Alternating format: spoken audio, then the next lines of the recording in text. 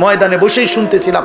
হযরত বলছেন রাসূলুল্লাহ সাল্লাল্লাহু আলাইহি সাল্লামের 24 ঘন্টা ফিকির ছিল এক এক আল্লাহর বান্দা কিভাবে জাহান্নাম থেকে বাঁচবে।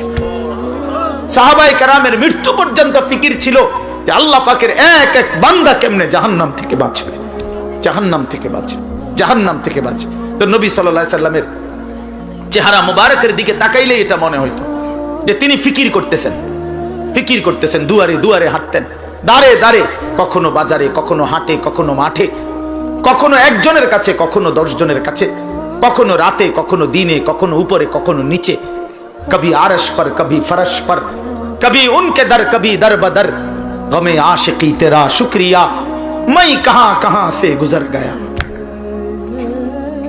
কই থেকে কই ছুটতেন, দুয়ার থেকে দুয়ারে ছুটতেন। আল্লাহর নবী সাল্লাল্লাহু আলাইহি সাল্লাম এক ফিকিরে থাকতেন যে এক এক আল্লাহর বান্দা জাহান্নাম থেকে বাঁচবে।